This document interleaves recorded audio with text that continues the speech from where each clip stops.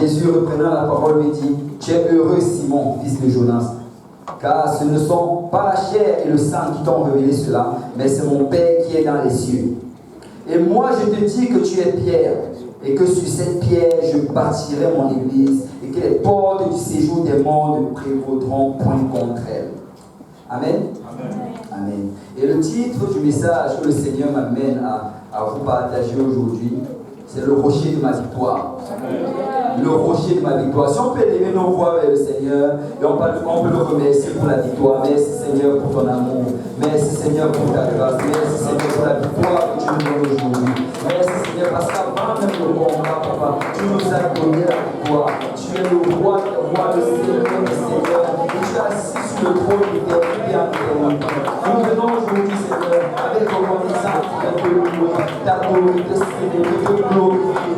Alléluia, merci, merci. Papa, nous prions, Seigneur, alors que nous avons entré à ta parole loin, mon prédicateur, afin que j'apporte ces paroles, papa, et que ça touche le cœur, Seigneur, de chacune des personnes qui se trouvent ici, moi nous tous, papa, afin, Seigneur, que cette parole porte du fruit dans notre vie, et Seigneur, qu'elle nous mène jusqu'à la vie éternelle. C'est avec action de grâce que nous t'avons prié, au nom de Jésus. Si l'assemblée peut dire au nom de Jésus. Alléluia. On peut battre nos vies, Seigneur, notre Dieu de victoire.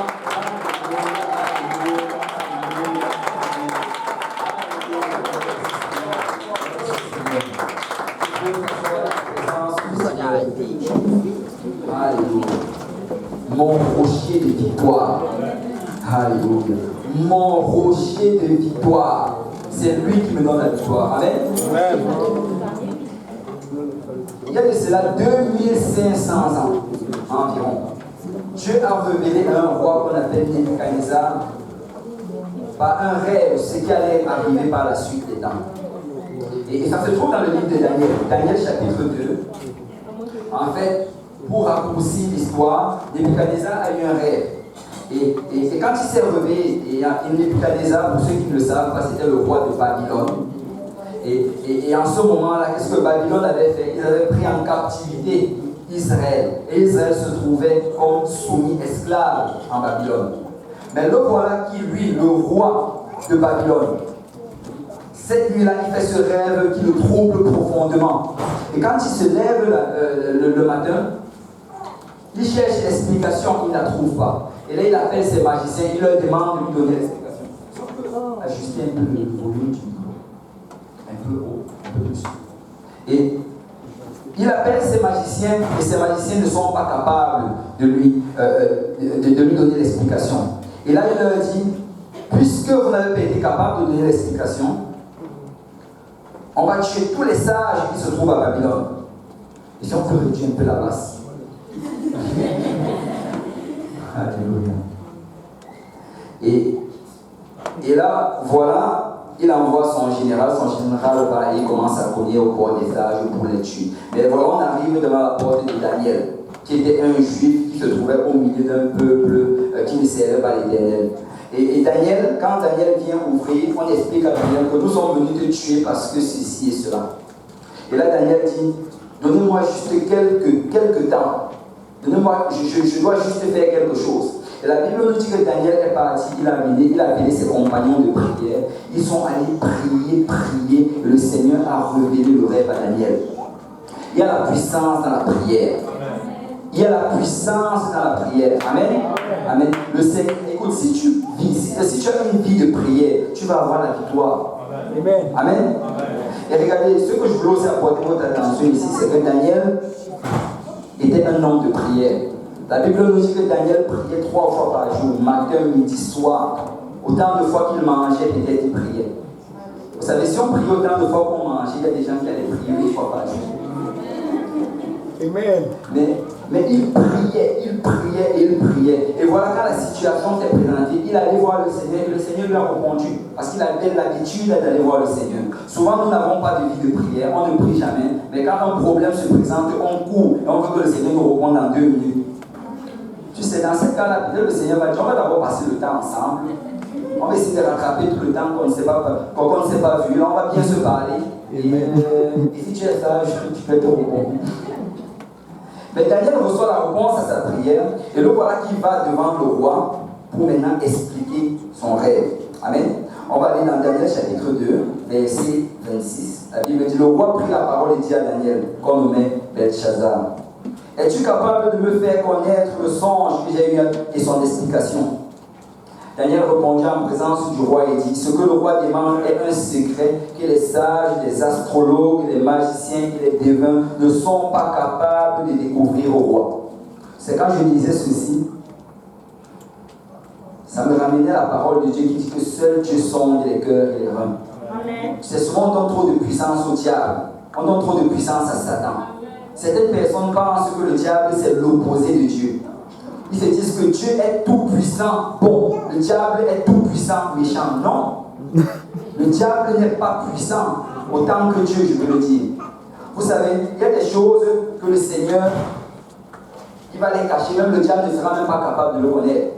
Il va le révéler aux enfants de Dieu, le diable ne le saura même pas. Amen. Amen. Voilà les magiciens, les astrologues qui n'étaient pas capables de découvrir le rêve, mais Daniel l'a su. Amen. Et si nous restons assez proches de Dieu, le Seigneur va nous révéler les choses. On va surprendre le camp de l'ennemi. Amen.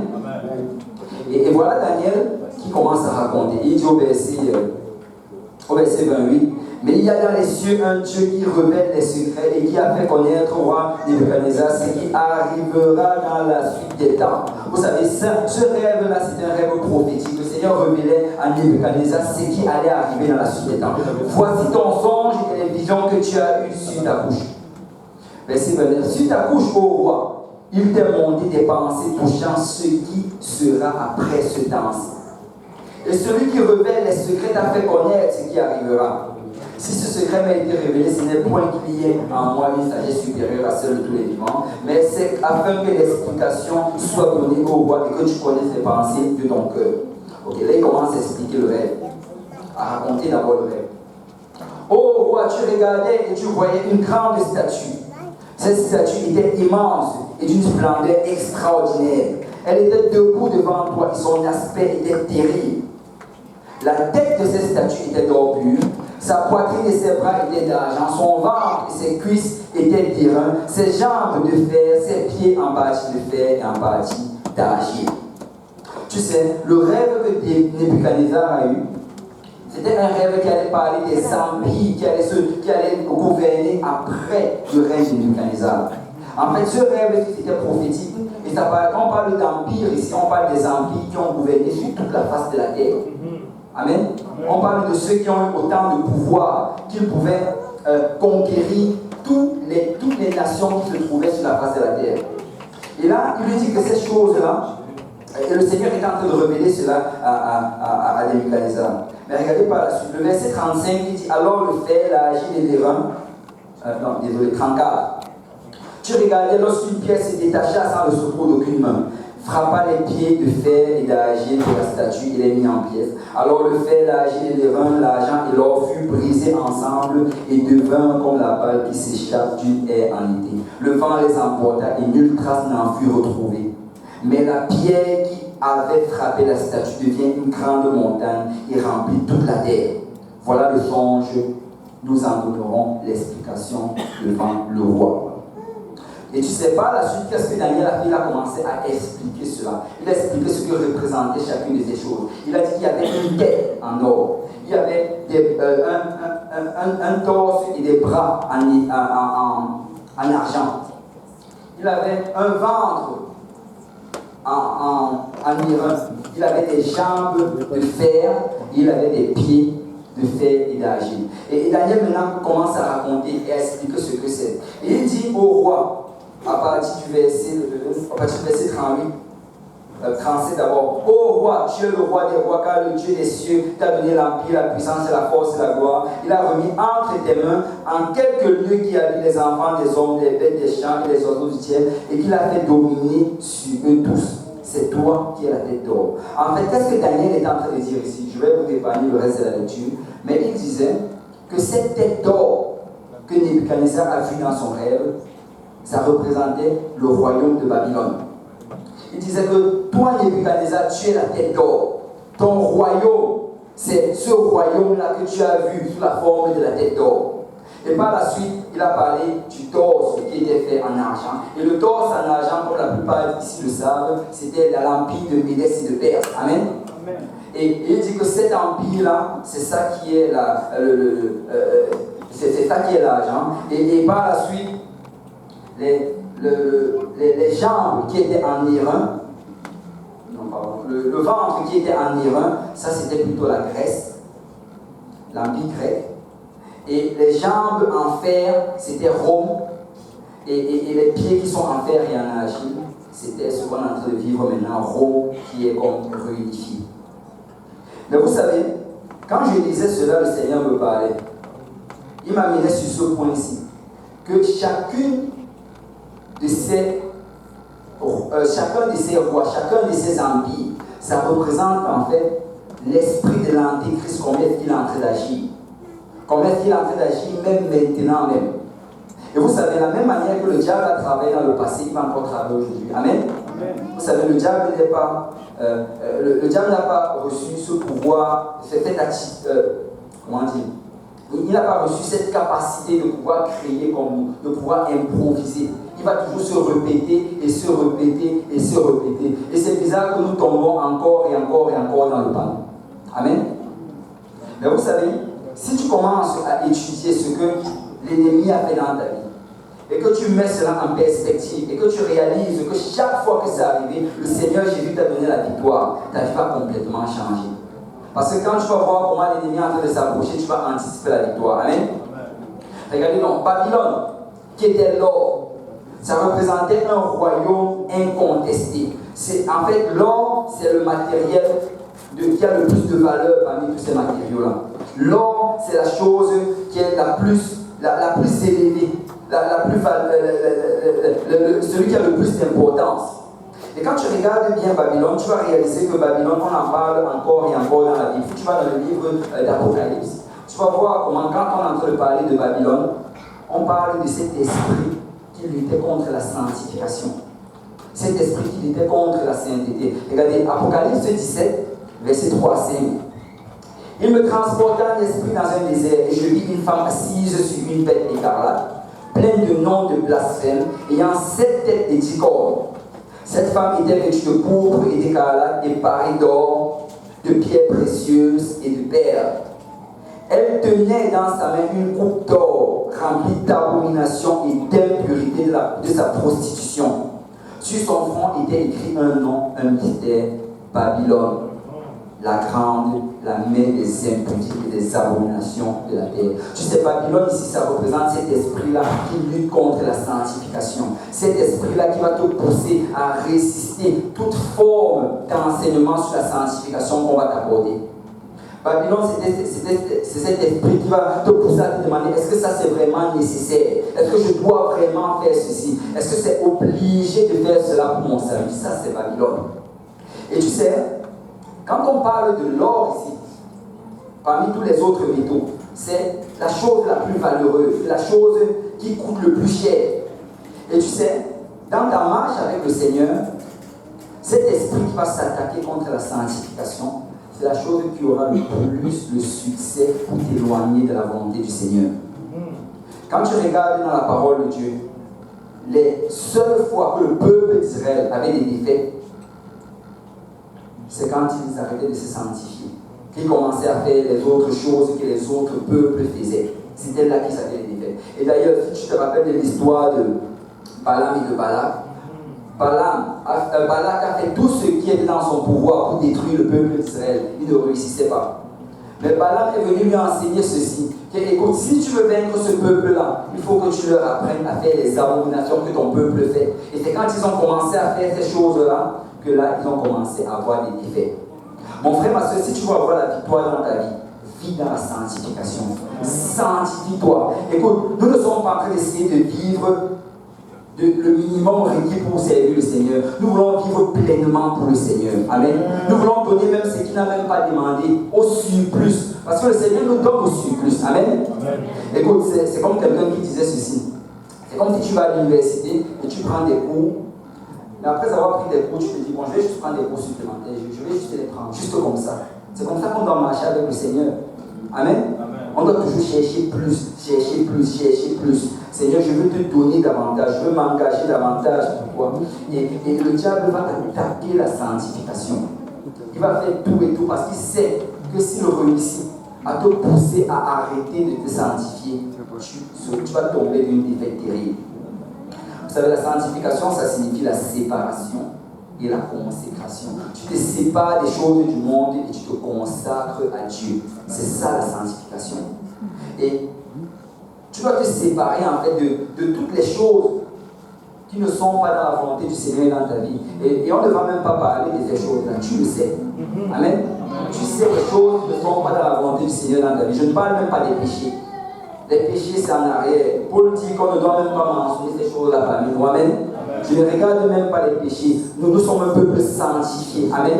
Nous sommes un peuple qui marchons dans la justice de Dieu. L'impudicité, la fornication, toutes ces choses, c'est dans le monde. Nous ne regardons même pas cela. Amen. Ce n'est même pas dans notre dictionnaire. Amen.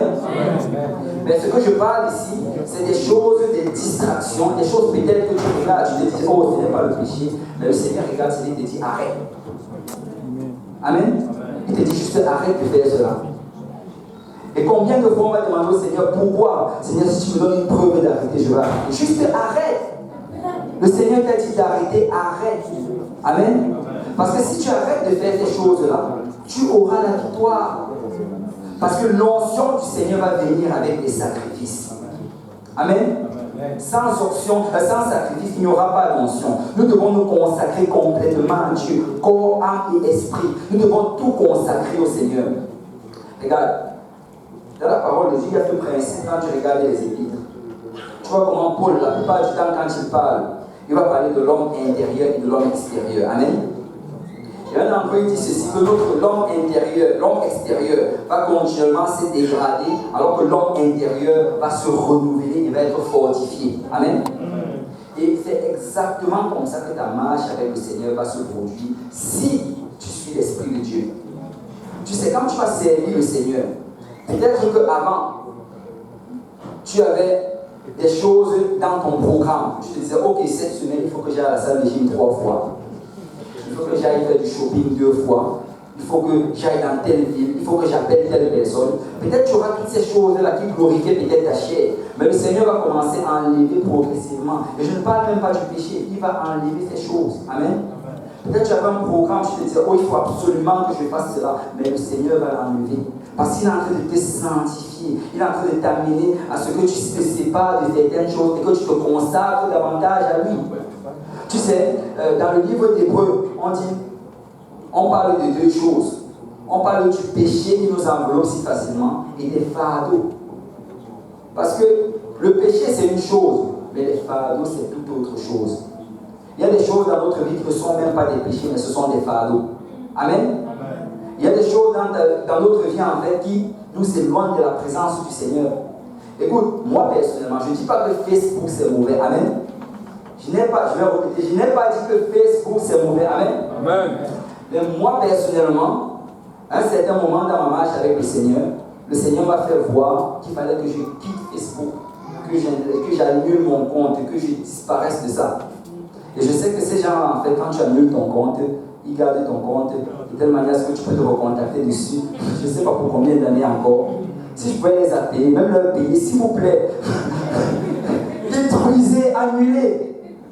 Parce que pour moi, c'était un fardeau. C'était un truc où j'allais perdre du temps que je devais consacrer à prier, du temps que je devais consacrer à lire la parole du Seigneur, du temps que je devais consacrer juste à méditer, à rester dans la présence du Seigneur. Il faut qu'on regarde ce que tel a fait. Il faut qu'on réponde à tel. Et si tu ne réponds même pas, pourquoi tu ne m'as pas répondu? Je n'aime pas. Mais nous devons vraiment nous libérer de cet fardeau. Et l'homme extérieur va être secoué. Écoute, peut-être qu'il y a certaines personnes qui ne servent pas le Seigneur. Parce qu'ils vont réaliser qu'en servant le Seigneur, ils allaient perdre l'apparence qu'ils avaient avant. Oh, en servant le Seigneur, je ne peux plus donner autant de temps que je faisais à m'habiller, me maquiller, à faire du sport et toutes ces choses-là. Ce sont des fardeaux que le Seigneur veut que tu te débarrasses. Amen. Écoute, si c'est le sport qui est en train de te ralentir dans ta marche avec le Seigneur, juste annule cela de ta vie. Amen. Si c'est le shopping, juste annule cela. Tu n'as pas besoin de choper. Amen. Amen. Amen. Écoute, je dis, je sais que tu auras besoin de certaines choses. Tu vas mettre ça dans ton programme. Mais il faut que ce soit fait. Écoute, je vais juste aller le faire une fois par semaine parce que je sais que c'est nécessaire pour que je puisse continuer là. Mais ça prend vraiment d'être conscient dans nos choses. Parce que c'est un esprit qui est en train d'agir présentement. Et c'est l'esprit le plus puissant, c'est l'esprit le plus fort. C'est en fait l'esprit qui a le plus le pouvoir d'être enlevé de la maison du Seigneur. L'esprit de Babylone, l'esprit du conformisme. Je veux servir le Seigneur, mais je veux être comme j'étais avant. Non, l'homme extérieur va être détérioré, l'homme extérieur va être secoué, l'homme extérieur va être changé. Et si tu n'es pas prêt à laisser cet homme extérieur être changé, si tu dois toujours être cute et en forme, et que tout doit toujours être bien à l'extérieur, ce que l'homme intérieur ne pourra pas grandir. Amen. Il y a certains qui peuvent faire venir à l'église parce qu'ils ne se sont pas coiffés. Ça, c'est ridicule. Amen. Et tu sais, le plus tu fais ces choses-là, le plus tu te soumets à l'Esprit de Dieu, le plus tu vas grandir, le plus tu vas avoir la victoire. Amen. Amen. Et le Seigneur demande cela. C'est pourquoi sortez du milieu d'eux et séparez-vous, dit le Seigneur. Ne touchez pas à ce qui est impur et je vous accueillerai. Parce que si tu laisses ces choses-là, le Seigneur va t'accueillir. Si tu abandonnes certaines choses, tu auras une onction, une puissance qui va tomber sur toi et l'ennemi ne pourra même pas se présenter. Amen. Et il dit, je serai pour vous un père et vous serez pour moi des fils et des filles, dit le Seigneur Tout-Puissant. Et Médès en fait, l'empire de Perse et de Médès, c'est ce qui a succédé à l'empire de Babylone. C'est l'argent. L'argent, c'est un métal qui est de moindre valeur que l'or. Et c'est comme le message derrière cela, c'est que ça aussi, c'est un esprit. Mais cet esprit-là aura moins d'effet sur toi que si tu abandonnes ta sanctification. Et l'esprit de Médès et de Perse, c'est l'esprit de la division dans le corps. Parce que Médès et Perse, en fait, c'était un royaume uni qui régnait ensemble. Mais si tu étudies l'histoire, tu vas réaliser que comment est-ce que Médès et Perse ont perdu l'autorité et la puissance sur le monde entier. C'est parce qu'ils ont commencé à se combattre l'un et l'autre. Il y a des provinces qui ont attaqué d'autres provinces. Et alors qu'ils se combattaient, d'autres peuples, l'empire grec les a eu le dessus sur eux. Et tu sais, cet esprit, c'est l'esprit qui va empêcher l'Église d'avoir la victoire. Nous devons être conscients de cela. Nous devons faire attention à cela. Qui se rappelle de la prière du Seigneur? La prière du Seigneur, ce n'est pas notre Père qui est aussi. Amen. C'est Acte 17. Et la prière du Seigneur dans Acte 17, Jean 17, verset 20. Il dit, ce n'est pas pour eux seulement que je prie. Il dit que ce n'est pas seulement pour les apôtres qui prient, mais encore pour ceux qui croiront en moi par leur parole. Et nous avons cru au Seigneur Jésus par les paroles des apôtres. Amen. Amen. Amen. Et il dit, afin que tous soient un, que quelqu'un dise un, comme toi, Père, tu es en moi, et comme je suis en toi, afin qu'eux aussi soient un en nous, pour que le monde croie que tu m'as envoyé. Tu sais, ça va prendre l'unité pour qu'on puisse aller où on doit aller. Amen. Si on veut avoir la victoire, ça va prendre l'unité. Si on veut gagner les âmes, ici à Montréal, ici à l'Est, ça va prendre l'unité. Peu importe ce qu'on veut faire dans le Seigneur, ça prend l'unité. Amen. Un va chasser 1000, mais 2, 10 000. Amen. Et le Seigneur dit que si on se lie ensemble, chaque chose qu'on va faire ensemble, il va nous donner la victoire. Parce que ça va prendre l'unité. Et Paul en parle dans Éphésiens chapitre 4, verset 1. Je vous exhorte donc, moi, le prisonnier dans le Seigneur, à marcher d'une manière digne de la vocation qui vous était adressée. En fait, Paul est en train de dire ici, écoute, tu as été appelé par quelque chose dans le Seigneur. Marche d'une manière digne. Amen.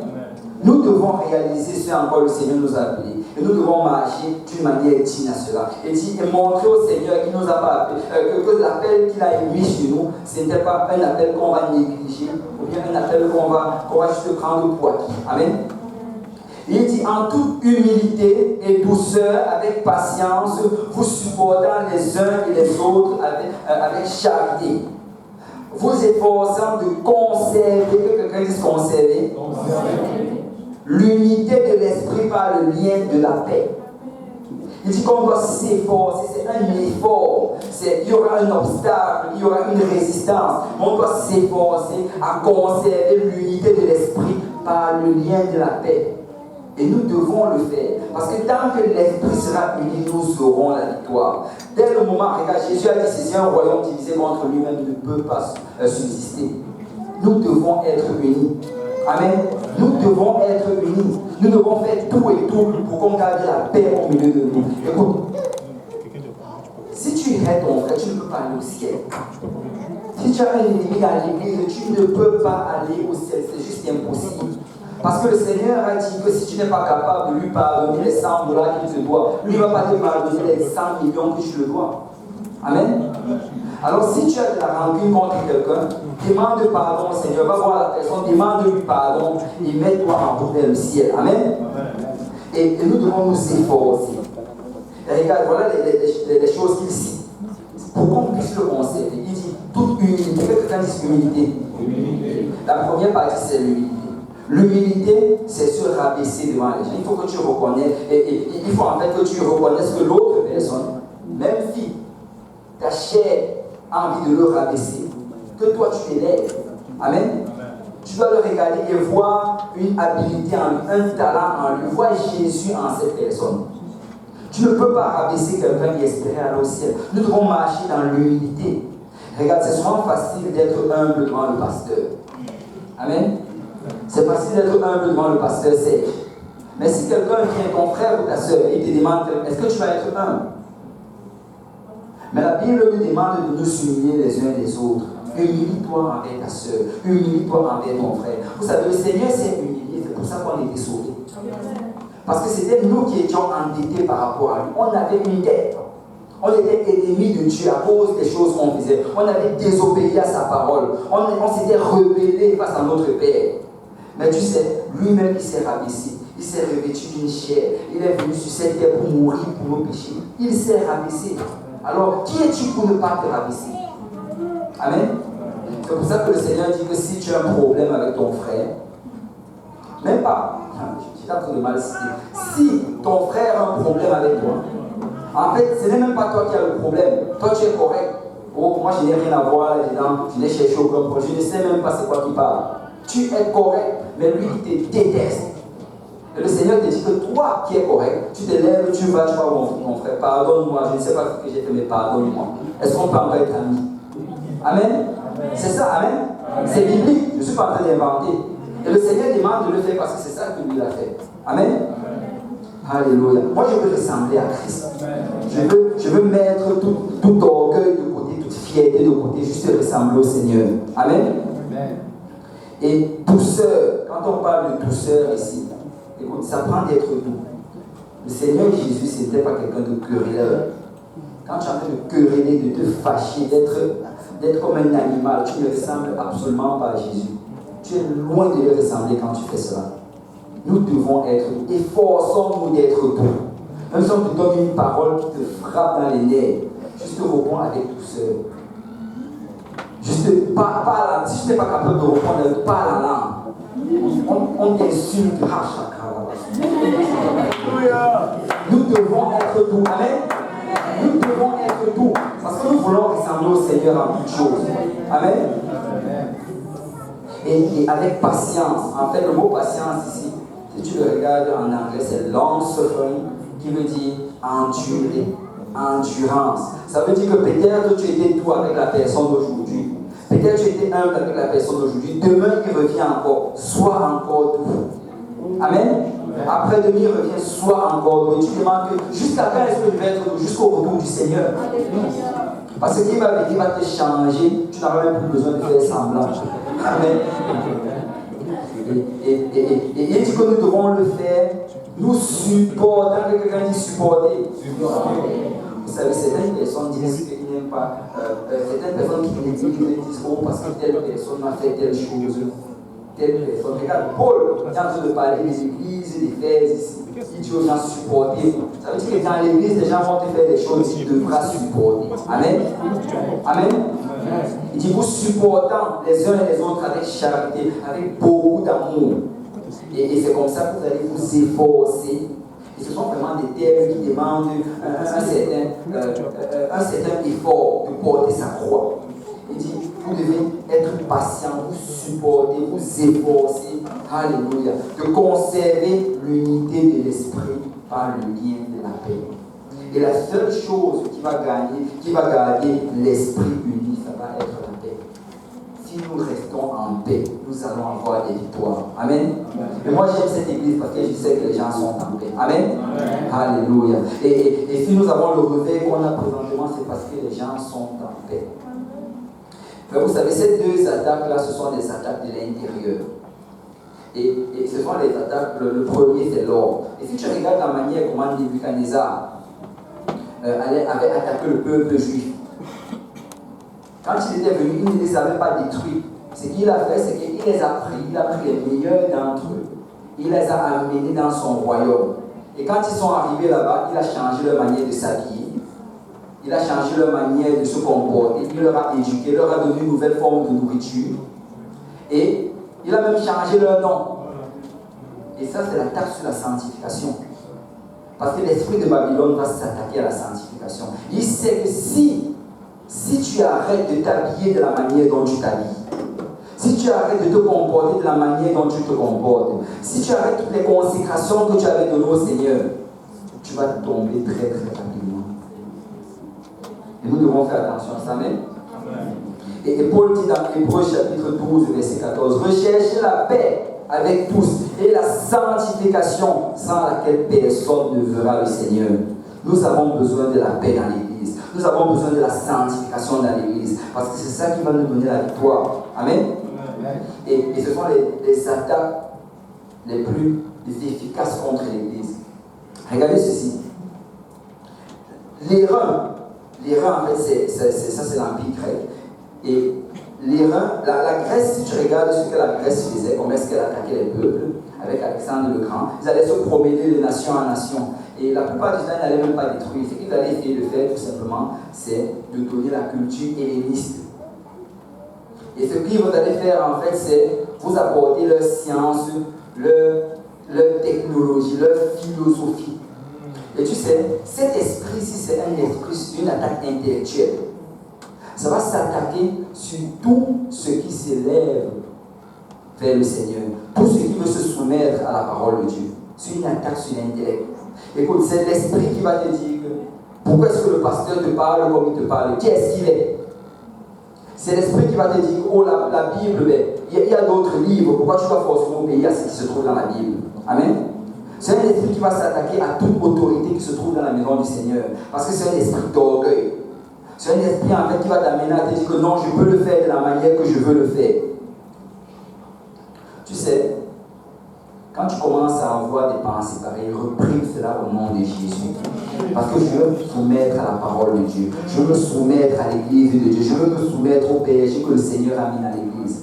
Je ne sais pas pour vous, mais moi j'ai mis cela en pratique dans ma vie. Le Seigneur m'a donné victoire après victoire. Parce que quand tu te soumets sous l'autorité que le Seigneur te met, laisse-moi te dire que il n'y a rien qui peut fermer les écluses des cieux. Et ça va s'élever contre toute forme de choses dans l'église. Tu sais, ça c'est le même esprit souvent qui va plus attaquer le côté des finances.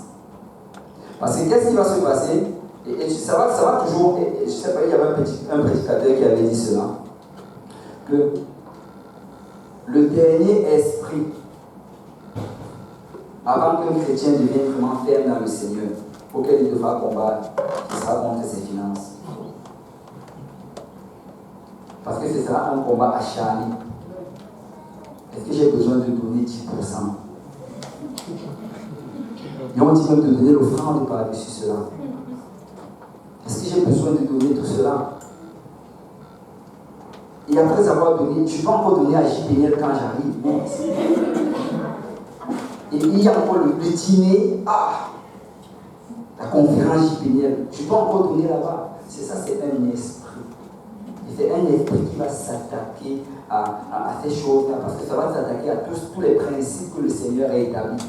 Tu sais, on avait une fois eu le pasteur, je ne me rappelle plus comment il s'appelle, Mark Morgan, qui était venu prêcher. Il nous avait dit comment est-ce qu'on pouvait combattre cet esprit-là. Et vous savez, moi j'ai mis cela en pratique dans ma vie. Je ne sais pas si quelqu'un se rappelle de ce qu'il avait enseigné. Comment combattre l'esprit qui s'attaque aux finances? En donnant. C'est en donnant.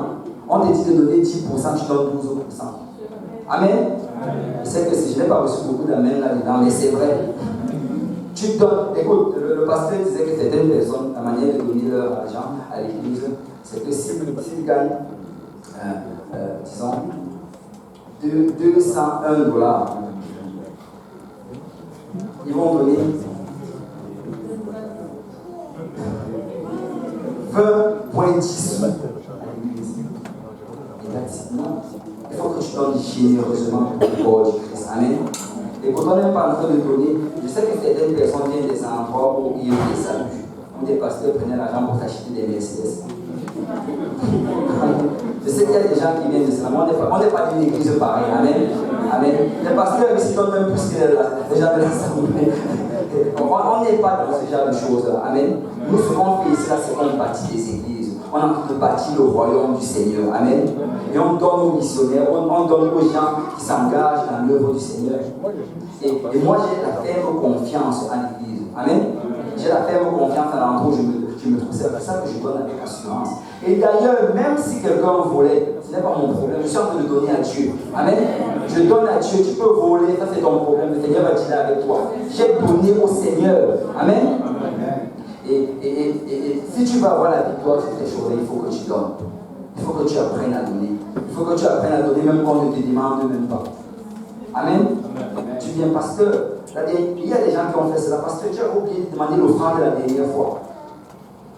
C'est l'esprit que nous devons avoir. Amen. Et par la suite, Rome. Rome, c'est le fer.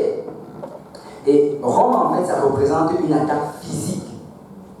Et qu'est-ce qui va se passer? Si tu regardes comment Rome agissait avec les premiers chrétiens, c'est que la plupart des premiers chrétiens, ils ont été des martyrs. On les a tués, on les a offerts à des bêtes, on les a décapités, on les a brûlés vifs. C'est une attaque massive. Mais tu sais, la chose la plus inefficace que le diable peut faire dans notre vie, c'est de nous attaquer physiquement. C'est la chose la plus inefficace. Et que nous sommes prêts à mourir pour cet évangile. Nous sommes prêts à donner notre vie, notre temps, notre énergie pour cet évangile. Donc, c'est pour ça que quand je vois souvent des chrétiens être secoués, ne pas venir à l'église, ceux qui sont malades, ceux qui n'ont juste pas compris. Ça, c'est la chose la plus basse à laquelle le diable peut t'atteindre. Écoute, même si tu as mal au pied, viens louer le Seigneur avec le même pied qui te reste. Alléluia. Et c'est comme ça que tu vas avoir la victoire. Il faut que tu arrives à un point où tu te dis que Seigneur, je vais juste te louer. Ça c'est le minimum qu'il pouvait me faire. Amen. Amen. Vous savez, j'aime l'introduction que le frère Achille a faite tantôt. On dit que Silas et Paul se trouvaient en prison. Et ils étaient en prison, et c'était la situation la plus déplorable qu'ils pouvaient se trouver. Ils étaient enchaînés. Et les prisons, là, en ces temps-là, ce n'était pas comme les prisons aujourd'hui. Les prisonniers aujourd'hui, même il y a vu ça l'autre jour dans la presse. Apparemment, ils se sont plaints qu'il faisait trop chaud en prison. Ils ont saccagé, ils ont cassé les caméras, c'était dans la presse. Ils me disent c'est trop chaud, il faut qu'on les dise.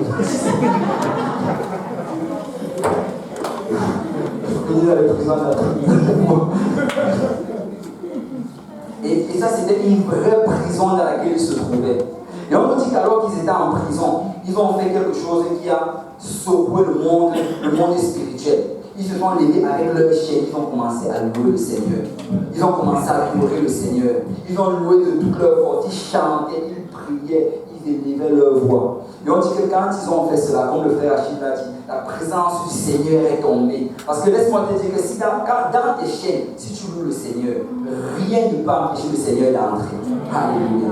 Rien ne peut bloquer la présence du Seigneur. Porte éternelle, élevez vos linteaux. Élevez vos linteaux, porte éternelle, pour que le roi de gloire fasse son entrée. Parce que quand tu commences à louer comme ça, tu dis aux portes de s'ouvrir. Et les portes ne peuvent juste pas rester fermées. Et le Seigneur est entré. Ils ont eu la victoire. Parce que l'attaque physique sur notre vie, c'est le plus bas niveau que le diable peut nous attaquer. Se trouve au niveau des gens. C'est juste.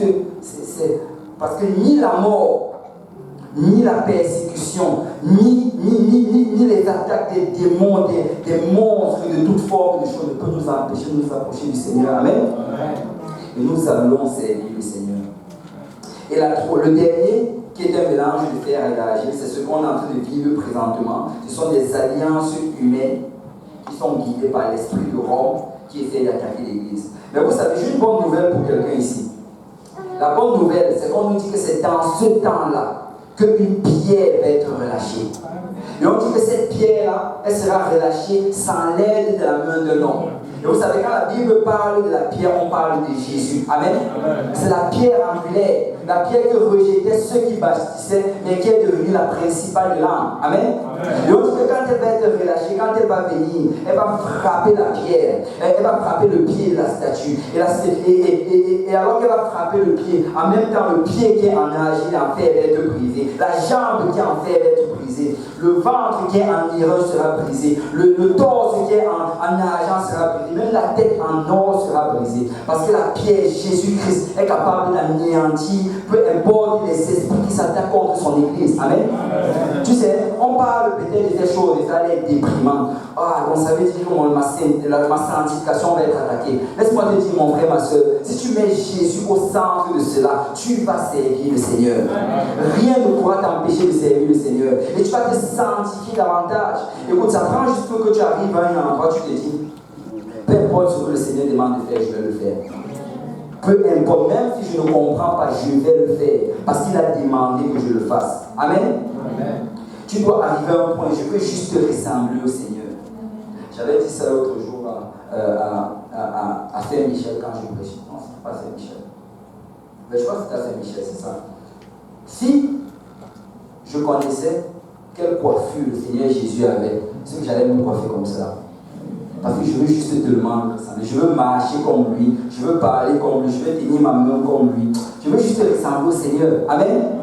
Et tu dois arriver à un point où tu te dis que Seigneur, je veux te ressembler. Révèle-moi ta parole, dis-moi ce que tu veux faire. Qu'est-ce que tu veux que je change dans ma vie? Comment est-ce que je dois m'habiller? Comment je dois me comporter? Comment est-ce que je dois me tenir? Et quand tu arrives à ce point-là, rien ne pourra t'empêcher de servir le Seigneur. Et souvent on regarde le monde, on se dit qu'est-ce qu'il va penser? Peu importe ce qu'il pense. Moi je veux la pensée du Seigneur. Amen. Je veux que le Seigneur Jésus apprécie la manière comment je me comporte. Parce que c'est seul savoir qui compte. Amen. Et si tu veux avoir la victoire sur cet esprit-là qui s'attaque à ta sanctification, juste te dis, toi, je veux ressembler au Seigneur. Et tu sais, quand tu vas ressembler au Seigneur, les gens vont te regarder, ils vont te tourner le visage. Et c'est ça qu'on a fait au Seigneur. Amen. Et s'ils le font, tu dis, alléluia, ça veut dire que je ressemble au Seigneur. Je suis en train d'aller dans la bonne direction. Alléluia. Alléluia. L'esprit de l'unité, qui s'attaque contre l'unité. Tu sais, pour avoir la victoire sur ça, ça prend que tu réalises que tu es le membre du corps du Christ. Amen. Tu n'es pas isolé dans ta situation. Tu n'es pas abandonné à toi-même, mais tu es membre du corps du Christ. Amen. La Bible nous dit que nous sommes membres du corps, mais Jésus c'est la tête. Amen. Et c'est la tête qui nous donne la direction. Et quand tu arrives dans ce point-là, tu t'humilies, comme la Bible dit, tu portes ta croix et tu laisses le Seigneur faire ce qu'il veut faire. Amen. Et l'esprit d'orgueil, ça c'est ce que représentait la Grèce. Et ça, c'est un endroit en fait où tu dois juste te renier toi-même. Amen. Je ne suis pas trop bête. La Bible dit de cette manière-ci. Je ne suis pas trop intelligent. Je ne suis pas trop sage pour ces choses-là. Je veux juste que le Seigneur me donne sa sagesse. Amen. Viens dans la maison du Seigneur comme un petit enfant. Approche-toi des choses de Dieu comme un petit enfant. Amen. C'est important, c'est indispensable. Le Seigneur a dit que si on ne devient pas comme ces petits enfants, on ne va pas aller au ciel. C'est important que nous soyons comme des petits enfants avec la parole de Dieu. Nous devons nous approcher en nous disant, Seigneur, si tu veux que je fasse quelque chose, juste révèle-le pour que je le fasse. Je n'ai même pas envie de discuter par rapport à cela. Je veux juste le faire. Et tu te mets à l'endroit où tu dois être. Vous savez, la Bible dit qu'on a été créé de la poussière de la terre. Amen. Et c'est un message que le Seigneur est en train de nous donner. Nous devons nous mettre au même niveau que la poussière, qu'on s'approche de lui. Amen. Amen. Et si tu te mets dans cet esprit-là, même cet esprit d'orgueil ne pourra pas t'atteindre. Et le dernier, le combat, on a chanté ça tantôt. Le Seigneur Jésus combat pour nous. Amen. Il combat pour nous. Il a gagné la victoire. Il a tout gagné pour nous. Et tu sais, on dit que la mort ne peut même pas le retenir.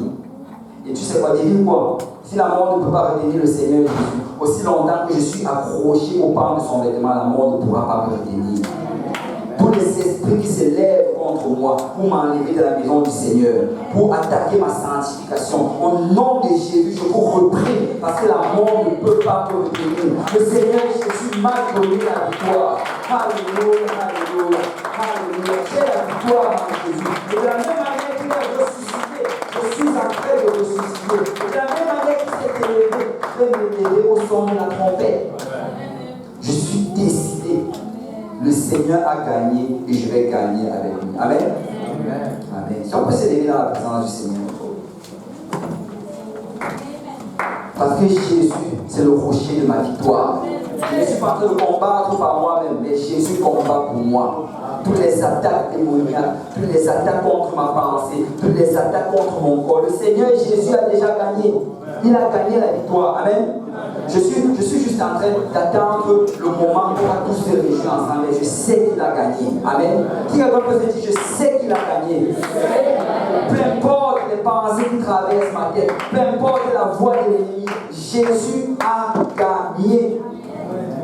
Et si nous nous tenons sur ce rocher-là, si nous tenons ferme à ce rocher, nous ne pouvons pas perdre. Amen. Alléluia. Dans Matthieu chapitre 7, le Seigneur dit à partir du verset 24, c'est pourquoi quiconque entend ces paroles que je dis et les met en pratique sera semblable à un homme prudent qui a bâti sa maison sur le roc. Tu sais, si tu mets en pratique la parole du Seigneur aujourd'hui, ce que tu es en train de mettre, de bâtir ta maison sur le roc, sur le rocher. Si on commençait à prendre les témoignages maintenant, laissez-moi vous dire qu'il n'y a même pas une personne, je peux le dire avec une assurance, qui pourra dire que le Seigneur l'a déjà abandonné, que le Seigneur a déjà failli. Il n'a jamais failli. Il a toujours été fidèle. Il nous a toujours donné la victoire. Même quand tu regardes et tu as l'impression que tes ennemis t'encerclent. Et tu sais, le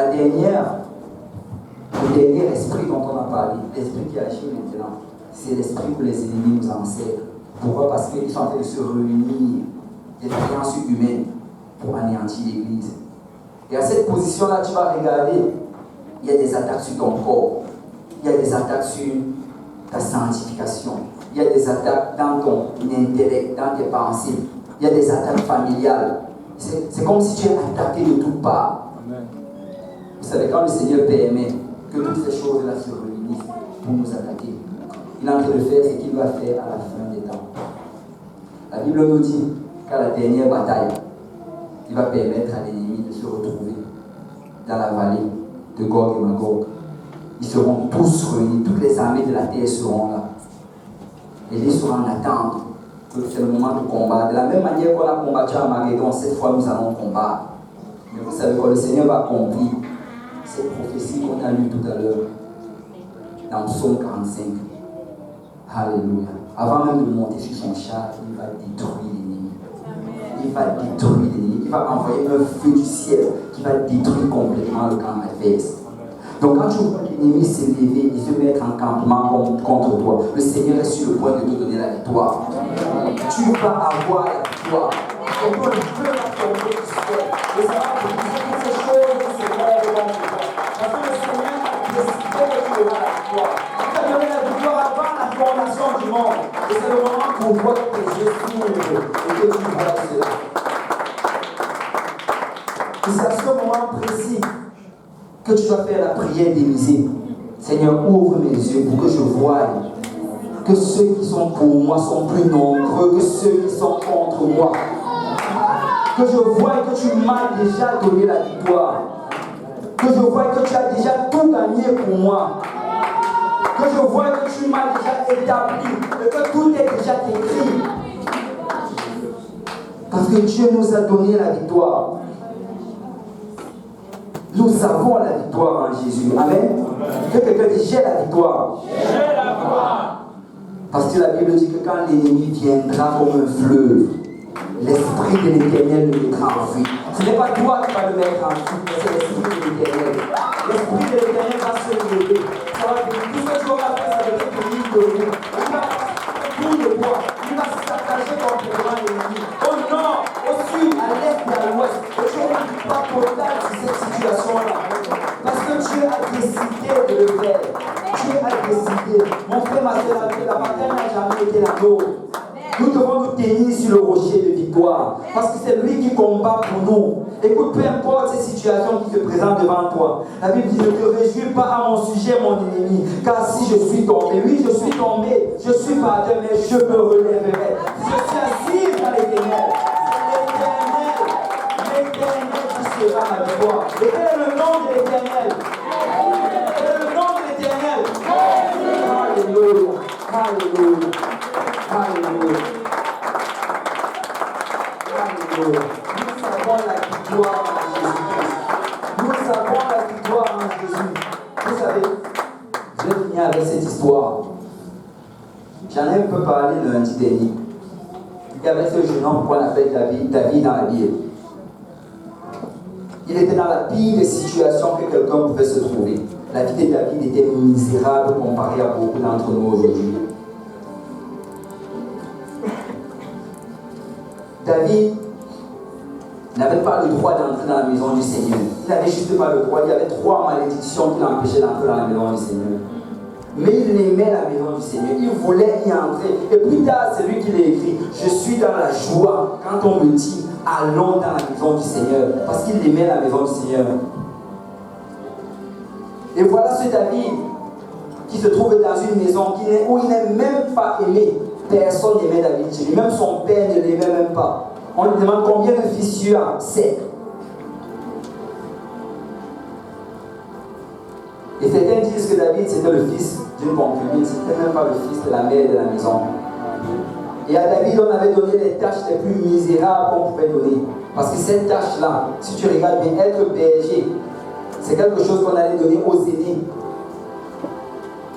Jacob avait donné ça à ses fils aînés. Mais celui qui l'aimait le plus petit, l'a gardé à la maison.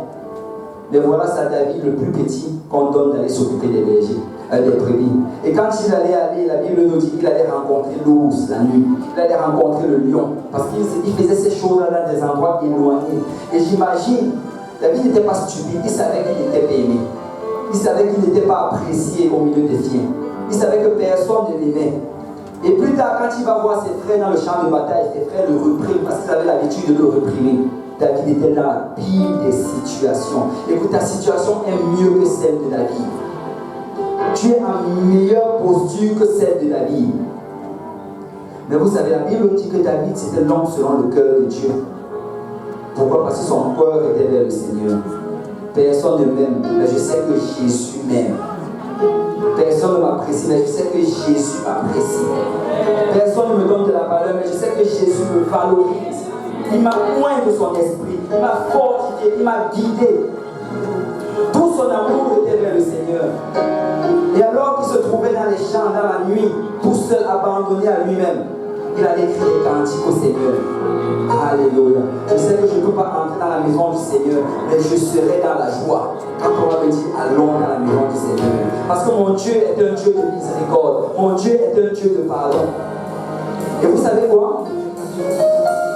Le Seigneur avait établi un jour où il allait lever au-dessus de tout le monde. Et voilà ce géant de 3 mètres qui se lève au milieu du peuple de Dieu. Il commence à les insulter, à se moquer d'eux. Et tout Israël est en train de trembler. Ça, c'est notre fin, c'est notre mort. Alors que le Seigneur avait rassemblé l'ennemi pour lui donner la victoire à Israël. Et voilà David qui s'en vient. Et avant de venir, il prend une pierre. Alléluia. Le rocher de ma victoire. Il est venu avec cette pierre. Il a dit au géant, tu t'avances avec moi contre la lance et le javelot.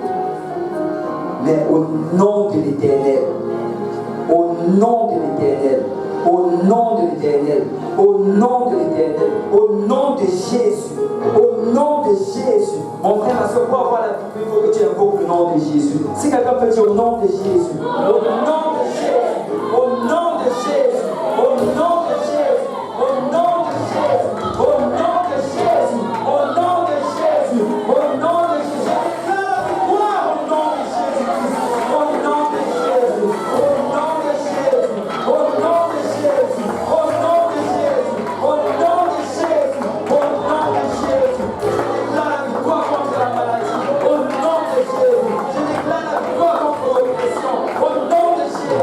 Je déclare la victoire contre la condamnation, au nom de Jésus, au nom de Jésus, au nom de Jésus. Alléluia, alléluia, alléluia. Et il a lancé la pierre. Et cette pierre sur laquelle était marqué le nom de Jésus est allée terrasser son ennemi. Mon frère, ma soeur, la victoire se trouve sur le rocher de notre victoire. Ne compte pas sur tes forces, ne compte pas sur ton habileté, mais remets-toi entre les mains de Jésus. Amen. Si on peut s'avancer en avant, à ma droite et les filles à ma gauche, on va venir remettre ça. On remet toutes ces situations sur le rocher de notre victoire.